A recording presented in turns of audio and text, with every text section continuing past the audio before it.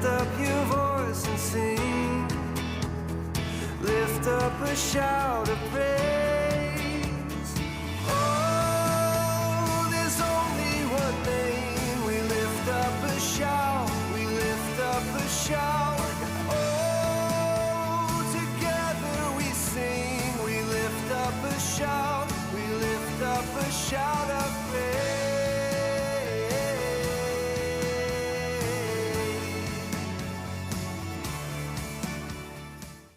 And good morning.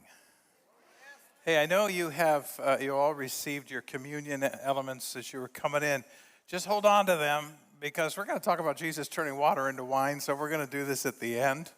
All right. So don't lose them and don't, wreck them or whatever. Just sort of set them aside and we'll pick that up towards the end. We haven't forgotten. So we are in John chapter 2 today. And we're going to talk about something absolutely astoundingly amazing and beautiful and symbolic that Jesus Christ does early on in his ministry. He's going to turn water into wine. And if you have been with us the last few weeks, we have been journeying through the first ministry week of Jesus Christ. So if I could just do a little bit of review, it'll help us catch up to speed on what's going on and why it's such a big deal. In this first ministry week, Jesus will be down towards the Dead Sea, just on the east side of the Jordan River in a place called Bethany beyond the Jordan. And John the Baptist would be talking and giving all kinds of testimony, rolling out the red carpet for Jesus. Jesus is there. Day one, he's silent. John is talking about how he's the sin bearer, how he is the Lamb of God, how he is the chosen one, the Messiah. He will point him out on the second day, and people will know who he's talking about. That's days 1 and days 2 of the earthly ministry of Jesus, which is basically the most credible voice of Israel, pointing out the Messiah. Day 3, Jesus is going to still stay in the area, but he's going to start gathering his first helpers or disciples. We know he gets Andrew, and there's another unnamed disciple, and we're guessing that's probably John the Apostle himself. Andrew will go get his brother, and Jesus will rename him Simon Peter or Cephas. Rocky. Day 4, Jesus actually starts moving. He breaks camp, starts traveling north up the Jordan River Valley towards Galilee. It'll be a 2-day journey. He'll probably stop somewhere around Peniel. We talked about Nathanael probably meeting Jesus in that general area. And Jesus will add 2 more recruits to his new group of followers. He'll pick up Philip. Philip will go find Nathanael. Jesus now has 5 followers. Early on. We're not told exactly what happens on day 5 and 6, but it's not hard to guess because they got to make it to Cana by day 7. So it's travel day, either day 5 or day 6, and then the other day, whether it's day 5 or 6, would be the Sabbath, and they know you don't travel on the Sabbath, and so they would have rested. My bet is they traveled on day 5. Day 6, they rested and actually had Sabbath in Jesus' hometown of Nazareth. I can't prove it, but that's what I think. Day 7 is where we pick up the ministry week, the last day of the first week of Jesus' ministry. And by that time, we are up in this village called Cana, a small village in Galilee called Cana. And this is where Jesus will perform his first miracle. Actually, it's called a sign. The sign of turning water into wine. Our whole life, we're surrounded by signs. Have you ever noticed that? I mean, after a warm summer, last couple of days, we had this stuff called water coming out of the sky. Remember what that is? That's right. We get these signs from heaven. We get traffic signs. We're surrounded by business signs. We're always signs everywhere we go. There's signs, right? On top of that, there's funny signs you run into from time to time. I thought I'd throw a few at you just so you could sort of see it. That was an interesting intersection. Good luck, right? Here's one I thought was interesting. School starts September 4th. Resistance is futile for kids. And then I didn't get this one. Keep. Never mind. Here's one I thought was cool. Stop in the name of love, right? This was maybe my favorite. Spring is here. I'm so excited I wet my plants. Think about it, people. Here's one. Honk if you love Jesus. Text while driving if you want to meet him. If you don't understand that one, talk to me later. And here's one that's my favorite. Children left unattended will be sold to the circus and given a coffee and a little puppy, right? So watch your little kiddos. But, during our 1045 service here, we also have a deaf ministry, and all of their communication is done through signs. That sign there is, I love you. And it's fascinating, even if you ever watch them, even as they worship through signs. It's absolutely a beautiful thing. And I get to see it every Sunday, and they're just going. It's their world. But understand that all these signs, they all point to something bigger than themselves. They all mean something that is like an indicator pointing to some deeper meaning that they're grasping through the signs. And that's what it is in the ministry of Jesus as well. Jesus would be surrounded by people that always wanted miracles. They always wanted signs. He wanted faith. They wanted miracles. And so we see in Matthew chapter 12, Jesus would say, the text would say that then some of the Pharisees and the teachers of the law, they said to Jesus, "Teacher, we want to see a sign from you." He'd already done a lot of them. Another one, like a circus trick or something. And he answered, "A wicked and adulterous generation asks for a sign. But none will be given it except the sign of the prophet Jonah." Now think about this. Jonah was a historical character who actually was swallowed by a large fish and actually was there for 3 days and 3 nights.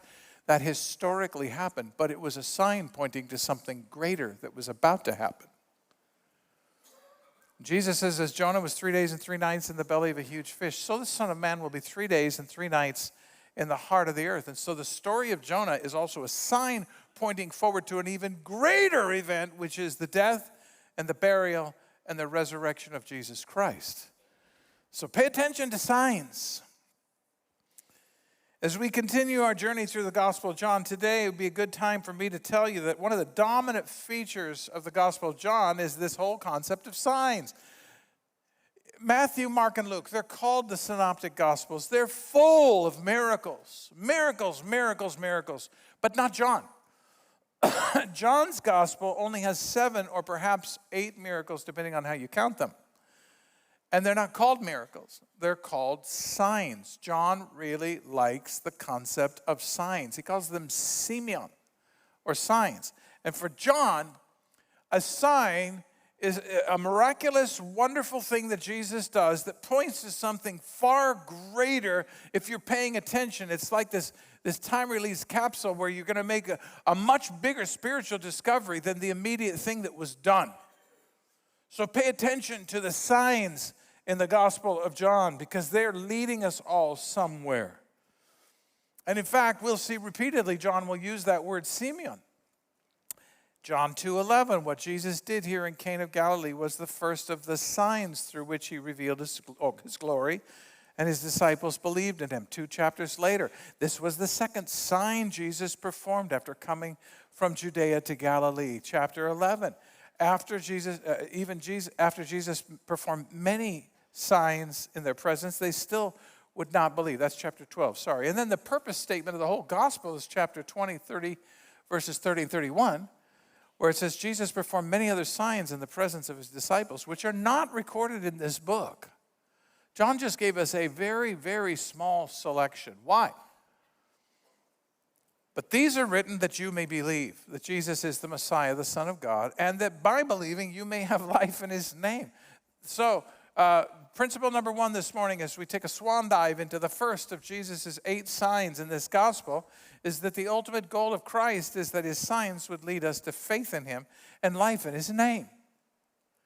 The ultimate goal of Christ is that his signs would lead us to faith in him and life in his name.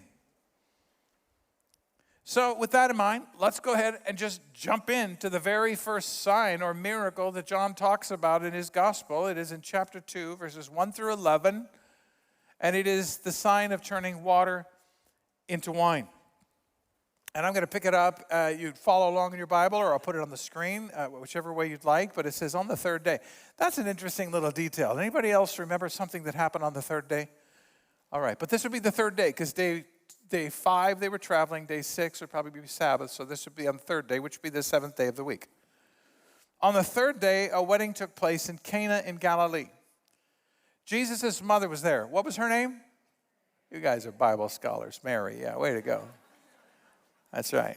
I knew that when I came in here. Okay, yeah, her name's Mary. Jesus and his disciples had also been invited to the wedding.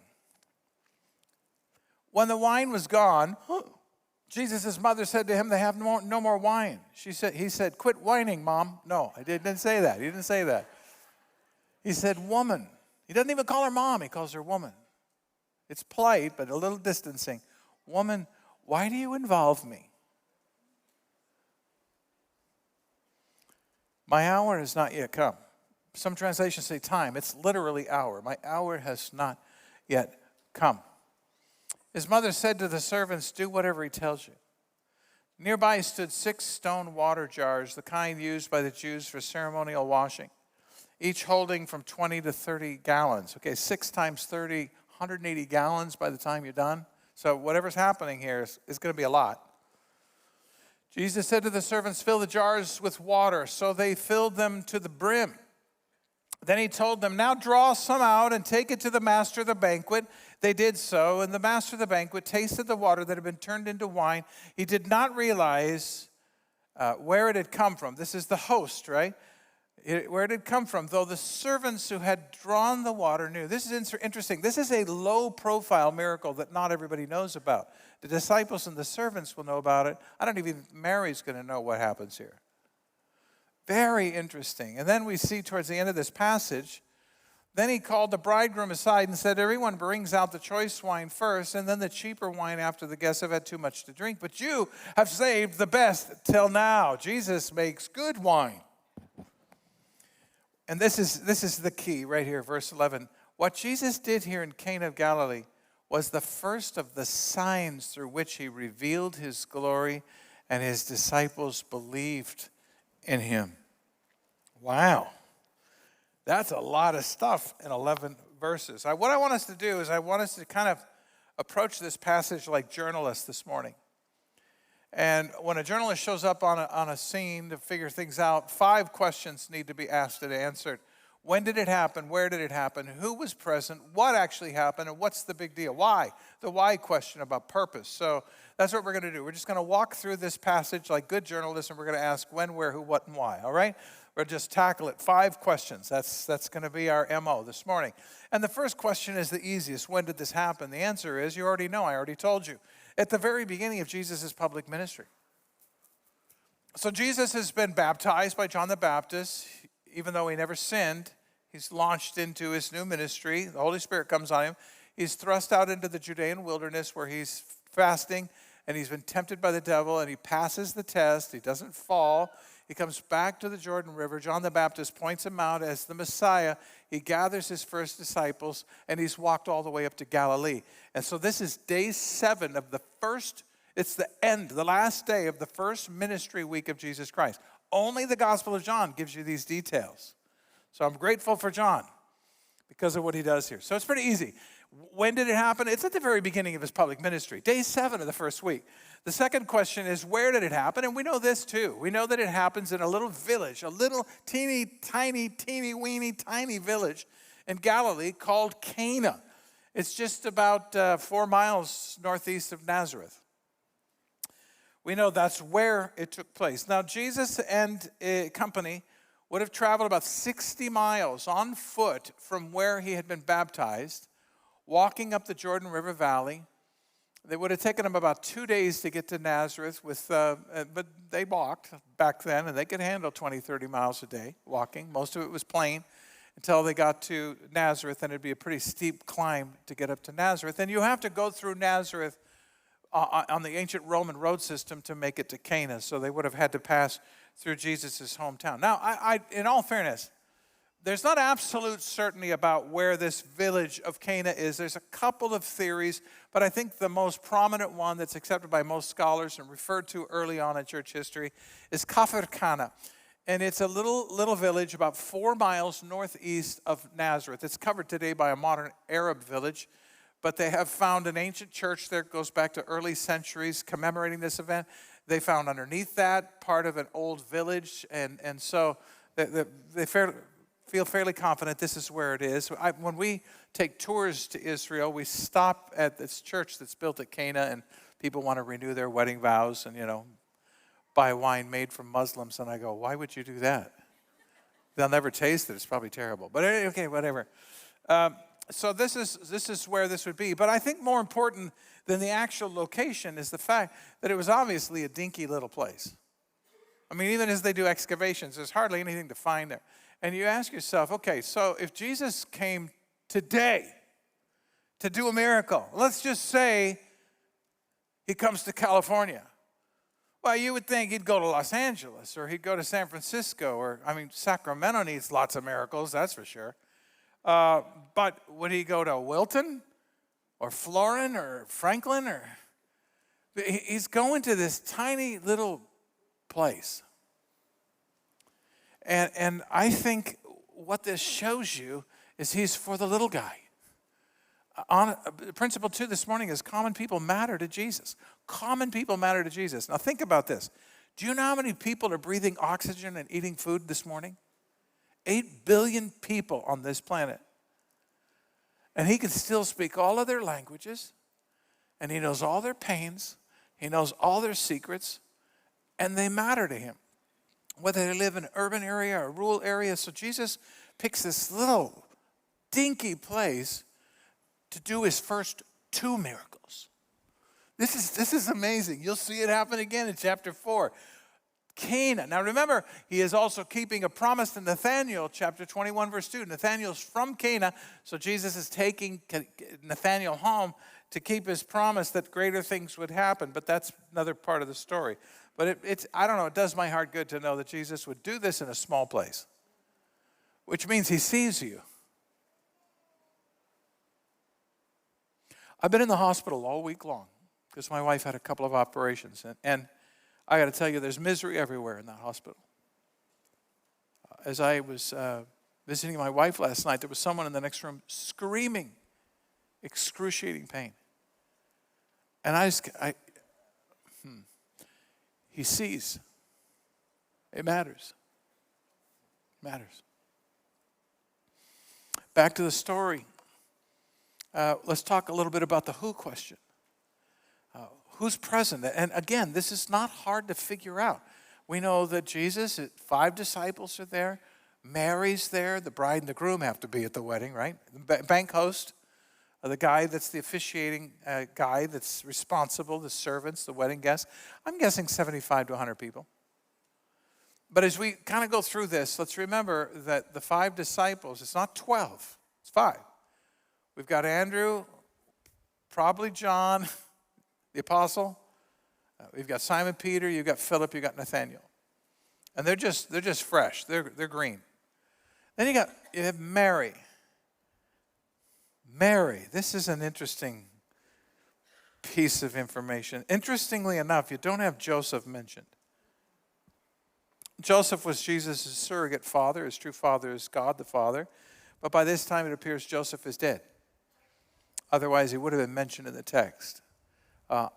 Interestingly enough, if you look at verse 12, Jesus and his 5 disciples, his mother and his brothers and sisters go to Capernaum right after this event. So my bet is Jesus' brothers and sisters are here at Cana at this wedding feast as well, though they're not mentioned in the story. It might confuse the reader. But Mary. We'll come back to that one, but Mary is there. Nathanael is there. He was promised greater things. He's going to get the answer to his promises today.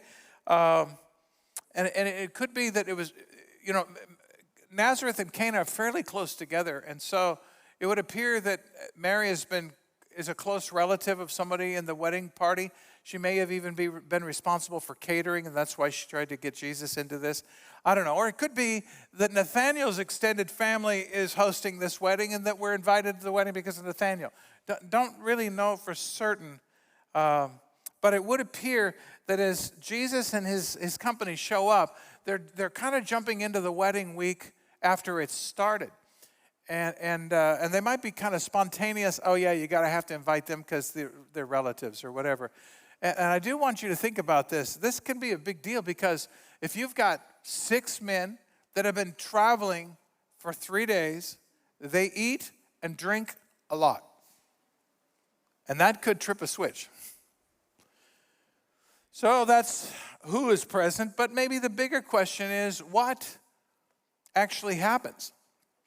And it's obvious, once again, you're at a Jewish wedding, but Jewish weddings are not like American weddings. I mean, this is such a huge deal in the Jewish culture, particularly for people that come from a poor background. This would be the greatest event of their life. When the betrothal or the engagement period finally came to an end, the groom would come to the home of the bride at nighttime with a torchlit procession, and then they would parade this couple under a canopy. They would parade this new couple that was going to be married to the home of the groom where the wedding ceremony would take place, and then the wedding itself would begin. And friends, weddings in Israel, it was very, very common for them to last a week. A week! I've been to an Italian wedding that lasted 8 hours. I thought I was going to die. It was like an eat-a-thon, but a week. I mean, we do this quick celebration, then we're off to the honeymoon. They had 7 days of open house. How? You think about brides. This is whatever. That's just culture. It's just culture. But instead of a honeymoon, they'd have a week of open house. So that just sounds swell. Anyways, the fact that Jesus shows up, you got to think about this. Everything Jesus does is intentional. And he shows up at a wedding. This is his first week of ministry. He shows up at a party. What does this tell you about Jesus? He likes people. He likes to eat. He likes fun. He likes parties. But don't miss this. Jesus is blessing the sanctity of marriage here this day. Marriage has been thrown under the bus in America in recent years. And it has been perverted and diluted. Don't forget, marriage is not a man-made institution. Marriage is the first institution given to the human race by God before sin came into the world. That's why Hebrews 13 would say marriage should be honored by all. One man, one woman in a context of lifetime. Marriage should be honored by all and the marriage bed kept pure. We read in Hebrews chapter 13. Jesus is endorsing the sanctity of marriage with his presence here this day. And again, I think Mary secured the invitation for these 6+ guys. It might have been Nathaniel's family that's involved in the wedding, so I'm not absolutely certain. But it seems that Jesus and company are kind of spontaneous last-minute invites. So that triggers the problem, or something triggers the problem. The problem is the supply of wine ran out before the end of the wedding feast. I don't know, day 5 or day 4, whatever, but it ran out. Verse 3, Jesus' mother said to him, they have no more wine. It's not they have a little more wine. They have no more. It's out. The obligation of the banquet host was so sacred in Israel that wedding guests could have sued him for failing to make sufficient provision of wine for this week. It was not just a social embarrassment. This was a travesty. In Jewish wedding feast experience, wine was essential. So not so the guests could get drunk to an excess or drink to an excess, but because it was a symbol of exhilaration and celebration. No wine, no joy. And the wine ran out. Childhood dreams of the ideal wedding were about to dissolve into a nightmare.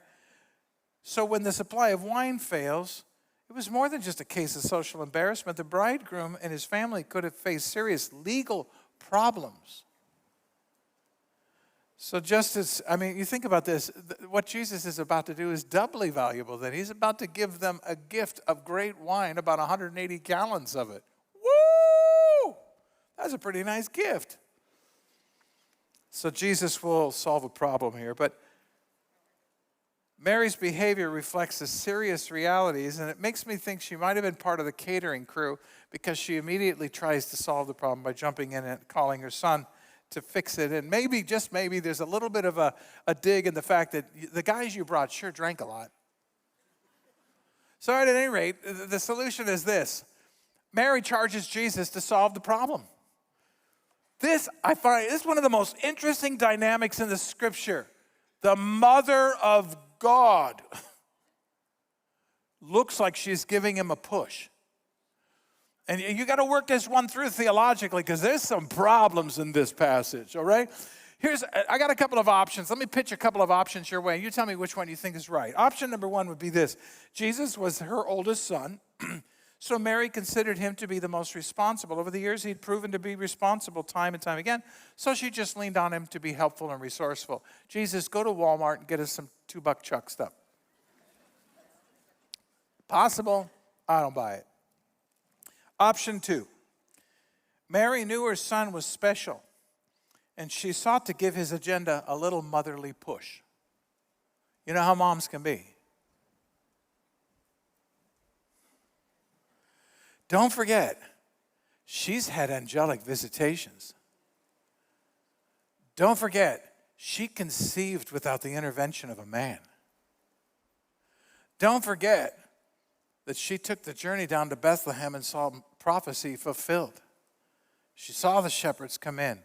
She was there when the Magi delivered their gifts.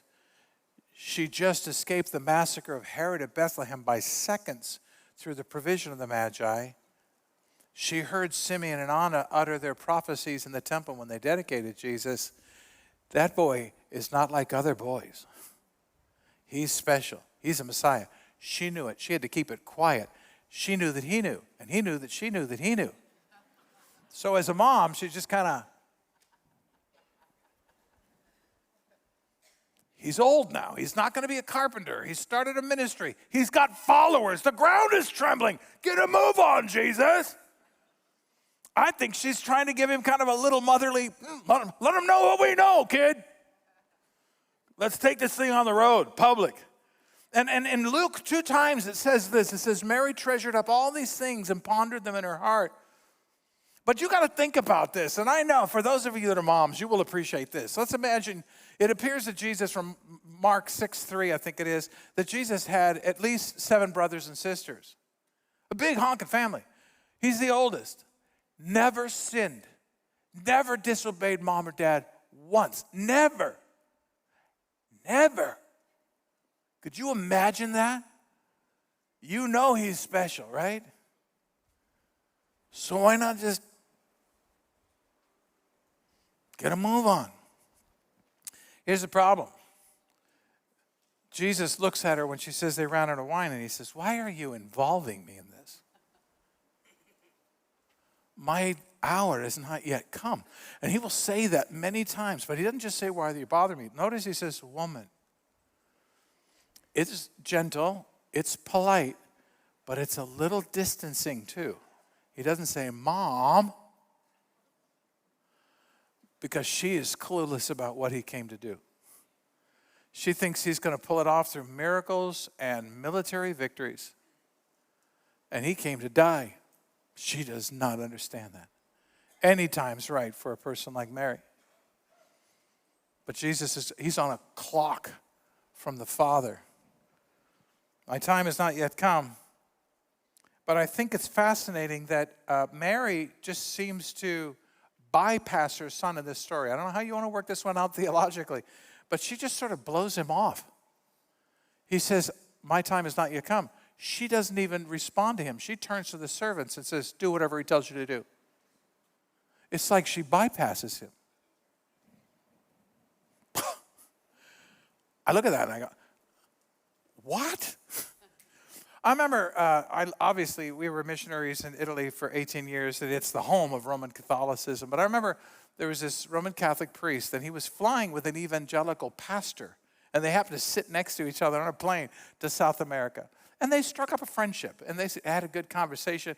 Finally, the Roman Catholic priest looked at this evangelical pastor, and he started rolling his eyes. He said, I'm going to address a group about Mariology. And every single time, all they want to do is hear Mary, Mary, Mary, Mary, Mary. He said, I'm tired. I'd like to talk about something else. But I know they only want me to talk about Mary, and I'd want to talk about something else. What would you talk about? The evangelical pastor said, Mary.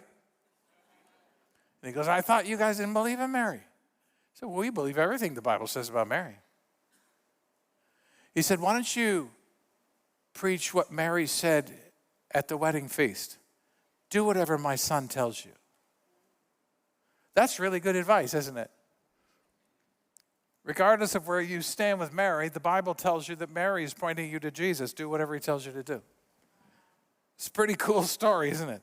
Okay, well, before I interrupted myself with that crazy story, this is not incidental. This is a very cool little side detail that there are 6 water pots used for purification rites. This is not Mosaic law. This is man-made purification rules. It's the old system of cleansing.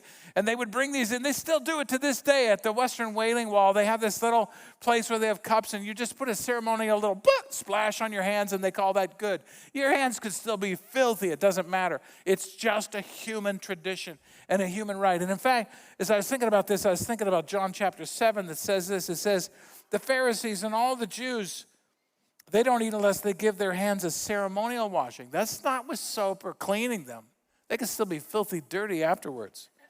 Holding to the tradition of the elders, not Moses, but man-made rules. And when they come from the marketplace, they do not eat unless they wash, and they observe many other traditions, such as washing cups and pitchers and kettles. I'm in Mark chapter 7, verse 3. Verse 5 now, it says, so the Pharisees and the teachers of the law asked Jesus, why don't your disciples live according to the traditions of the elders instead of eating their food with unclean hands? Because they were just big on these ceremonial rites that had nothing to do with the Mosaic law, and they didn't make their hands clean either. It was just rules about cleansing. So don't forget that these pots are brought to the wedding feast so that everybody coming and going does a little whoop, little splash, and pull the water, whoop, just splash their hands off, and they're good to go. They're clean. They may not be clean, but they're clean according to man-made traditions, okay? What's important about this is Jesus is about to replace the old defunct system of cleansing with something brand new using the same vessels. And so there you have it. Here we are. We've been waiting for this moment, and now what happens? The miracle, the sign. Jesus turns the water into wine. And the disciples, they're just looking on. They're not doing anything. They're not even carrying water. They're just watching. They're observers. The guests are probably totally distracted by the festivities of the wedding. They're clueless of what's going on. I don't even think Mary knows what's going on at this point. Jesus commanded the servants to fill the water pots to the brim. They were probably half or more empty. It would have taken them several trips to the well. Think 10, 15 minutes of servants coming and going, trying to fill these things and get them full to the brim. 6 of them that contain anywhere from 20 to 30 gallons each. So you're talking about anywhere from 120 to 180 gallons of water. Are you with me here? So let's be clear about what's going to happen. And then Jesus does it. He turns the water into wine. I mean, the next thing you hear is Jesus say to one of the servants, the only people that know about what's happening are the disciples and the servants. It's a low-profile miracle. Why didn't he make a big splash like his mom was wanting? His time had not yet come, that's why. So he tells one of the servants, just dip water out of one of those containers and take it to the host of the banquet who thinks the wine's all gone. And let's watch his face. And we don't know when the miracle happened. Did the miracle happen the second that all 6 of them were filled to the brim? Or did it happen when he dipped it and then that turned to wine and then it all turned to wine? Or did it happen that it turned to wine as they were carrying it to the banquet, the banquet house? We don't know that, but we know that a miracle took place. No, 2 miracles took place. Jesus first turned the water into the fruit of the vine, and then he sped up the fermentation process and turned it into wine. You've got 2 miracles there. 2 miracles spontaneously that occur. And it wasn't just good wine. It was California Zinfandel. It was great wine. And so the host, he tastes it, and you could just see his eyes lighting up. This is awesome. And he goes, wait, we got the order all wrong. You always bring out the best wine first. People eat, drink. Their taste buds are less sensitive. It's not that they're drunk, but they're in the mood and they're dancing and all that. Then you start sneaking in the cheaper wine and you start watering it down as the festivities roll on. But instead, we're deep into the wedding festivities, maybe several days in, and they taste it, and all of a sudden, this is spectacular wine. You save the best for. Why would you save the best for last when their discernment is not as great as it was the first day? It's the best wine. And so and I get to see Jesus smiling and the disciples going, yeah, and the servants going, we know. Mary going, what'd you do? This whole story is so cool. Now, by the way, it doesn't mean, this language doesn't mean that the guests got drunk. And I actually want to do a little bit of a side note on drinking wine and other alcoholic beverages. Because people hear what they want to hear when they read this text. So let me just kind of give you two possible, in my mind, extreme views when it comes to Christians and alcohol. And the first extreme would be that alcohol should never touch the lips of a Christian.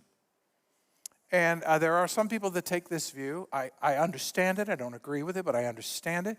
That some would go as far as to say Jesus didn't even make alcohol here. He just made the precursor to Kool-Aid. Just grape juice. And I go, well, no, I don't see that at all in the text, either Old or New Testament. It's foreign to the entire culture in which it was written. But this view actually comes from the Prohibition movement. And it comes from the fact that alcohol has done profound damage to individuals and families when it is abused. I know this in my extended family. There have been many cases of alcoholism that ruin lives, so I get this. But that would be one extreme view, that alcohol should never touch the lips of a Christian. The other extreme view is you're free to drink as much as you want whenever you want. And I'm going, well, don't forget that we are never supposed to use our freedom to hurt ourselves, disobey God, or hurt others. Because if you do, then you've taken your freedom out of bounds, and you're no longer honoring God. I think the Bible teaches a middle position. Jesus made wine, fermented wine. Jesus drank wine, fermented wine. He made good wine. God created the fermentation process, not man. But Ephesians 5:18 says, don't get drunk on wine, which leads to debauchery. Instead, be filled with the Spirit. I think it's an appeal for moderation, not abstinence.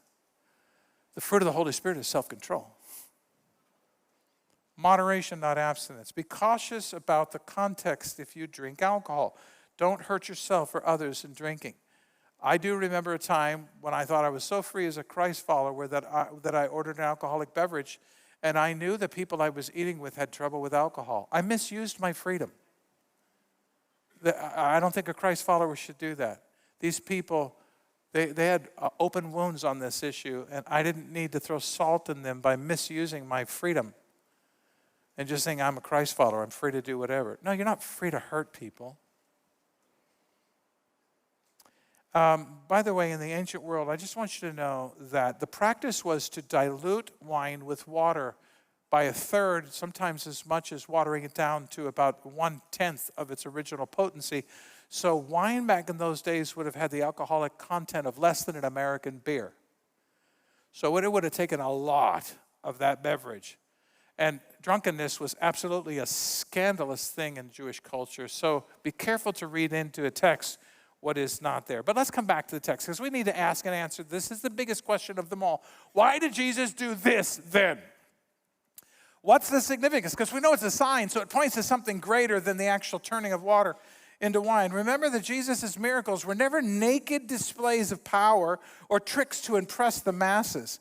This sign was not public. It was a semi-private sign. All people present did not know what happened. Just a few of them, the 5 disciples and the servants that carried the water. They're the ones that know what happened. And did that news get out? Yes, I suspect it did. But the others only heard about it secondarily. Jesus did not do this big abracadabra, everybody watch me thing that day. Verse 11 is your key to answering the why question. What Jesus did here in Cana of Galilee was the first of the signs through which he revealed his glory, and his disciples believed in him. Again, the signs point to something far greater than themselves. Now think about this. In 2 days' time, 2 or 3 days' time, what Jesus just made would all be gone. It would all be drank. So it's gone. But the significance of what he did will live forever. So look at what he's saying by what he's doing. And this is what we think. This is what we see in verse 11. First thing he's doing is it's going to reveal Christ's glory. This story is going to give the disciples a peek behind the curtain. They know he's a man, but now they're discovering he's way more than a man. Chapter 1, we know he's the Messiah, the Son of God, all these lofty titles, but you got to fill them in with clarity and content. He's starting to do that, and they're starting to see it, and he's revealing his glory. And by the way, it's in the Bible so you can see it too. He revealed his glory, a little peekaboo into who he was. And the purpose for that little revelation was to build the faith of his followers. He revealed his glory, and his followers started to put their faith in him. They already had some faith in him. Now they got more faith in him. All Jesus' signs were intended as faith builders for us. Jesus, he kept his promise to Nathanael. I imagine Nathanael's on cloud 9 this day. He did it for his family or his friends. This first miracle in Nathanael's home village, people that Nathanael knew and loved, Jesus helped them. You know, if we're going to be true followers of Jesus Christ, we have to understand, we've got to trust him. We have to believe him. Throughout the Gospels, people were always asking for miracles and signs. Jesus, on the other hand, was always asking for faith, trust, and belief. Without faith, it's impossible to please God. You've got to believe him. The Gospel of John is the gospel of belief, personalized belief. Do you have personal faith in Jesus Christ today? This story is in the Bible for you. And in fact, let me just give you a principle here. That this sign speaks to Christ's power to change life, but maybe you didn't figure this out yet. Your life, it's in the Bible to change your life, to reveal him to you so that your faith would grow in him. God's goal for our lives is that we would transfer any confidence we have in ourselves, the flesh, other people, institutions, or circumstances and place our faith entirely in Jesus Christ, his person, his work, what he came to do, what he continues to do. Remember, these few signs that we have in the Gospel of John were written that we might believe that he really is the Son of God, and that by believing we might have life in his name. Jesus is desirous to lead us all to belief, ever-growing belief with a capital B. And what happens here in the hearts and heads of the disciples is what he wants to happen in our heads and our hearts. Now, it's not the fullest expression of belief because they only know a little bit about him at this point. But we're on a good roll. We're off to a good start. But I think there's one more reason why this miracle or sign is in the Bible, and I think it's to show that the old is gone and the new has come. So often we just hold on to the old systems. But Jesus came to this earth to restore life and to restore joy. Nothing better symbolizes this promise of a joyful future, than a wedding and wine. The first sign was very intentional. Jesus came to bring life and joy, a new creation. And the old purification rites, they were just going to be replaced. He even used the same vessels. He just filled them with new meaning and new power and purpose. But I really want you to step back from this story for just a second. And let's just be honest, because there's a little bit of an elephant in the room about this first miracle. There's a war going on in Ukraine. I heard people screaming in the hospital. Some of them are going to die in the next few days. Why wasn't his first miracle to stop a war, to keep people from dying or suffering, or an accident from happening on the road? I want you to feel a little bit of shock and discomfort from this passage, because Jesus chose his very first miracle in his public ministry not to alleviate human suffering or to stop evil, but rather to ennoble and lift up the dignity of life and joy. I want you to see what he's saying here. We have lost so much joy and so much life in the context of sin that we could simply say, would you just lower the temperature of the evil? And instead, he raised the temperature of the good. It's a mind-blowing, powerful thing that he's doing here. He wants you to know that the old stuff isn't what gets you across the finish line. The old ceremonial washing, it never made people clean. Jesus is giving us the gospel here, filling the vessels with new meaning, new power, new depth, new life. The sign is a bold symbolic statement that Jesus Christ came to bless and augment human joy.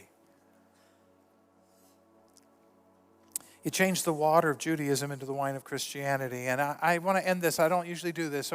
I know you're filling in the blanks right up to the last second. But I want to say this, and then we're going to do communion together, okay? that Jesus saves the best for last. Jesus saves the best for last. And I want you to think not in terms of the wine that day as much as your life and your future with him, that he has saved the best for last. So I'm going to invite our team back up here and Troy up here. We're going to enter into a time where we enjoy the fruit of the vine and the sacrifices of Christ. But we do that in the context of the fact that Jesus came to give you joy and he came to give you life. So I'm going to pass it to Troy.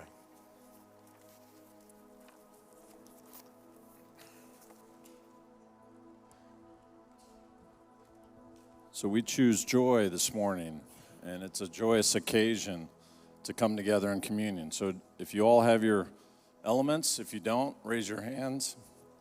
With a few ushers that will get those to you.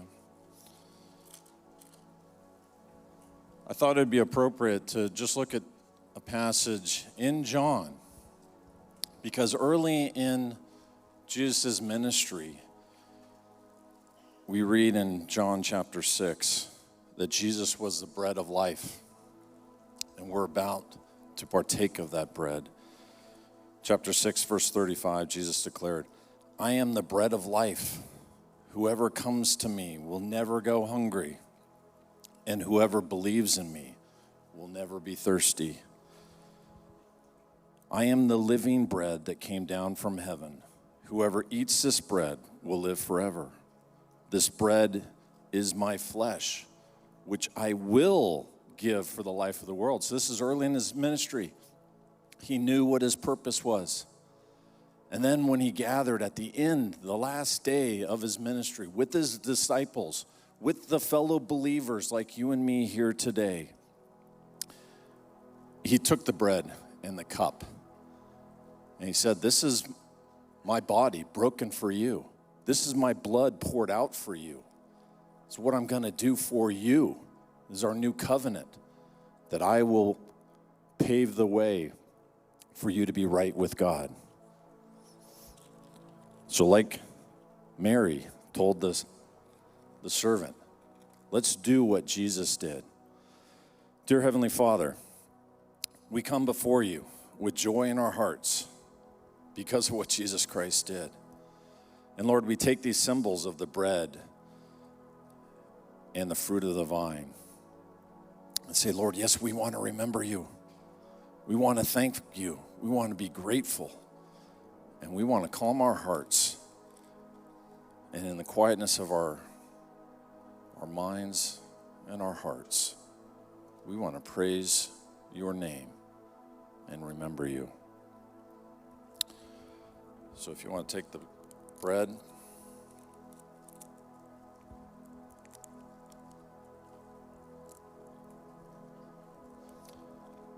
So this bread represents Jesus Christ and his body that was broken for us. Do this in remembrance of him.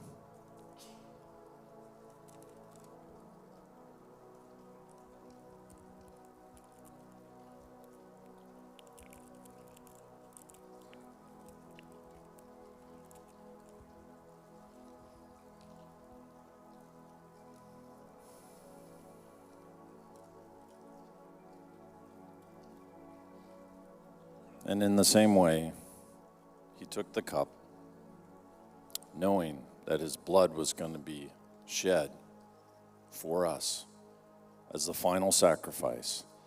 And he said, drink in remembrance of me.